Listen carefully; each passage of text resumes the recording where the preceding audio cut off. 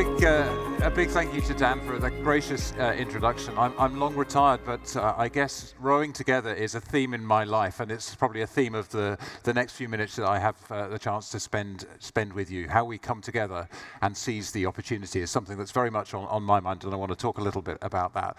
But I think first I want to acknowledge the incredible human and teamwork leadership that has come from Poland and this region. A year ago, I was in the donors conference in Warsaw and seeing how the region has stepped up to support Ukraine in the face of the horrific events that are going on there is something that's inspired us at Google. And I think the kind of help that we've seen, whether it be, there we go, yes, the kind of help that we've seen, whether it be the humanitarian aid, many organizations, governments and countries donating. I think we donated over 45 million to help the refugee effort, inspired by what communities across the region were doing to receive refugees.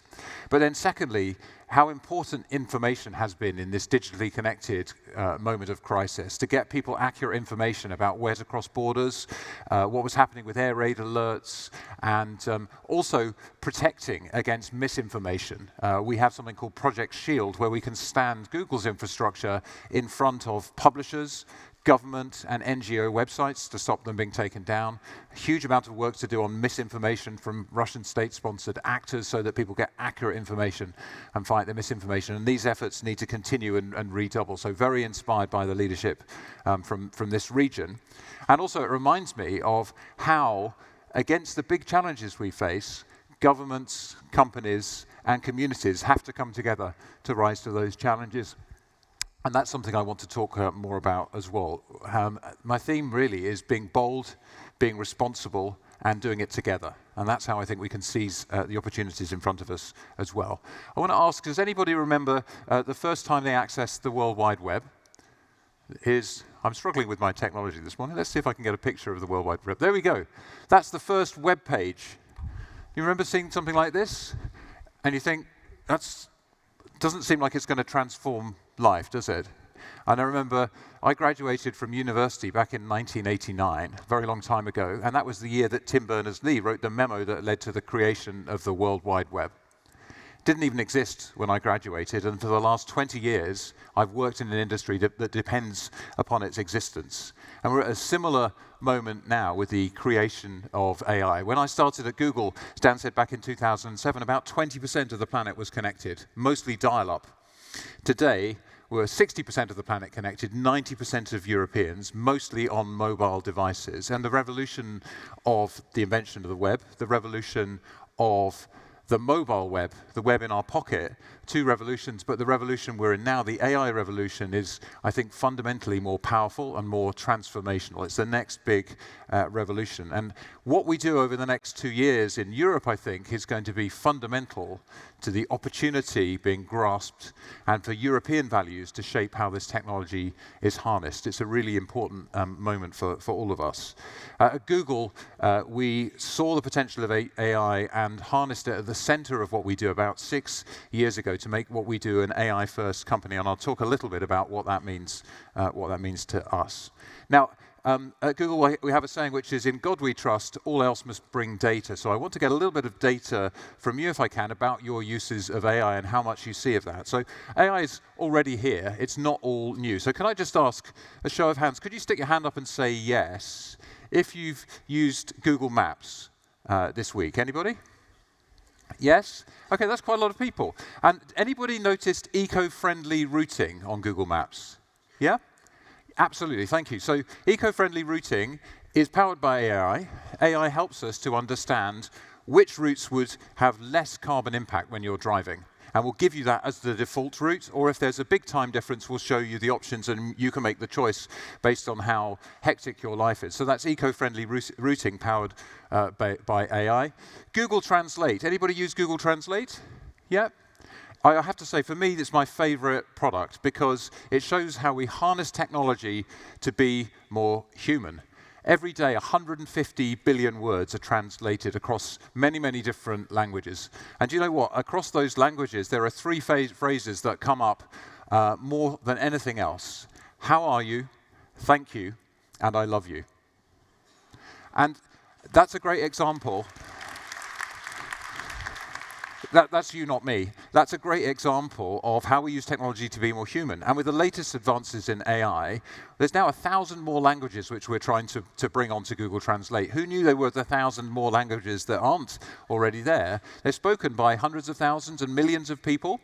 And we're now learning languages, not by taking great EU translations between French and German and mapping them, but learning them like a child will learn them through one language. And imagine somebody who speaks a rare language suddenly being able to access all the world's information on the internet. It's really transformational.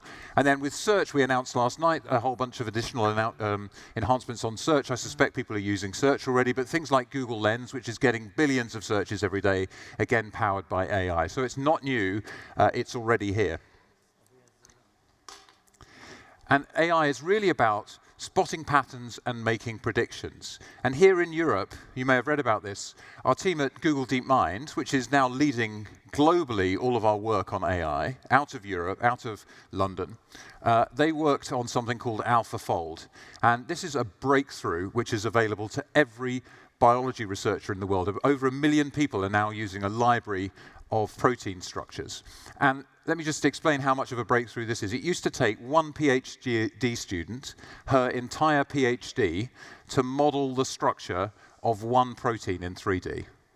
AlphaFold has now modeled 200 million protein structures. That's all of the proteins that we know about so far, and made them available to everyone. That's 1 billion PhDs overnight, and that's available to everyone. And that means an acceleration in vaccine discovery, work on diseases that don't get enough attention today, work on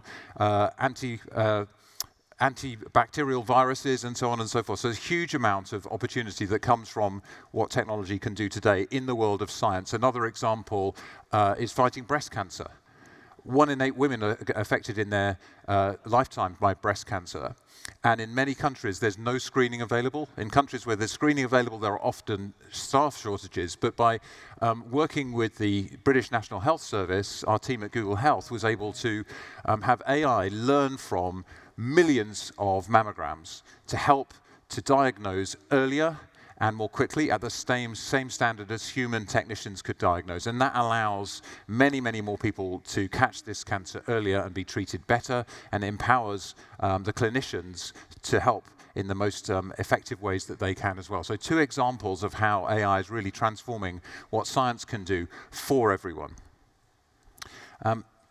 If I then move on to something that's on all of our minds, which is fighting misinformation. In Lithuania, we worked through our Google News Initiative team to help teams there to scan thousands of articles every day to look for misinformation and then address them either through humans or machines. And one of the things we're doing at Google on things like YouTube is using humans to train machines, and then have the machines manage the content so that we can try to keep you safe online. And AI is going to have a key role to play in fighting misinformation, and I think you know about that in this region more than anywhere. And it's very clear that the pace is going up. This is our CEO saying the scale of the largest AI computations is doubling every 6 months. And the dinner table conversation has become not AI, but generative AI, as you well know. That is something which can generate new text, new pictures, new video. ChatGPT, Bard, Imagine, Midjourney, these are all tools that are being used in generative AI, and they captured the imagination and the conversation. And last night we announced at Google we're launching Palm 2, which is a much bigger multilingual model, which is also capable of reasoning and writing code. It's already built into 25 different products and features, and you'll be seeing more of that coming. Other larger models with more capability are on their way as well. Gemini is something we're really excited about coming next. And some of these models can be used in small versions, so you can actually put them on your device without being connected to the web and help you with things like live speech captioning for people who are speech impaired. So there's real transformational opportunity coming. Some of the things we talked about last night were having Gmail that composes itself for you. So you can just click a button and have Gmail help me write something. Imagine being able to do that and doing that in your tone, whether you have fantastic florid language skills or you like very short, sharp emails, try to do it in your style.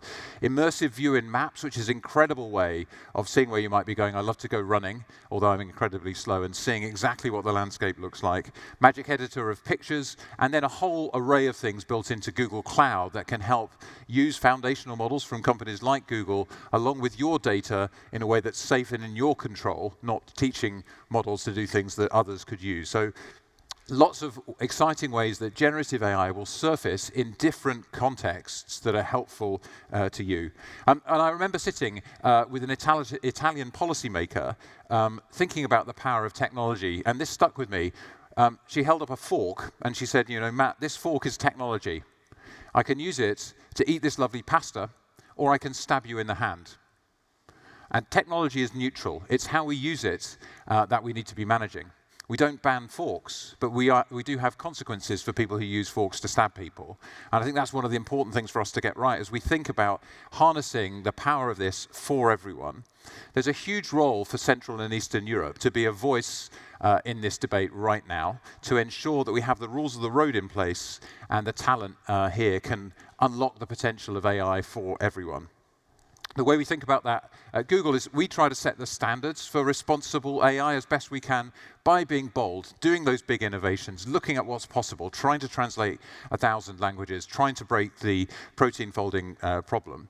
But we also need to be responsible, to bring safety front and center at every time, to make sure the guardrails are there, and to make sure we understand the context in ways these things can be used and misused as well. That's why we, in 2018, published our principles on AI. We built many tools that are available to do things like look at bias in data, help you spot data points that are out of line. We published lots of papers in research that have allowed others in the field. The T in ChatGPT is based on innovation that Google published, or TensorFlow is a library of AI research that you can use as a developer. So it's a team sport, which is something I love, where we all collaborate and bring the best of what we know together. And we have regulation coming. The AI Act is a critical moment for Eastern European voices to be heard to ensure that Europe is at the forefront of developing AI, that we understand the benefits, but we can also fight the bad actors and understand how to fight misuse of AI. It's a critical time to have regulation that allows the innovation, that doesn't overlap with other innovation, and that also connects between Europe and the US with our shared values in this critical moment geopolitically as well. So it's a collaborative sport, one where we need to have clarity and we need to move fast to embrace the opportunity. And I'm struck, just to end, I'm struck by how when we work together, whether it's in supporting Ukraine, whether it is in fighting the global pandemic, whether it is in rising to fight the challenge of the climate crisis, when governments, companies, and communities come together, we can do incredible things. And we look forward to standing alongside you over the next 2 or 3 years as some of this technology really shows what's possible, and we come together to harness it for health, for safety, for prosperity, and for sustainability. Thank you.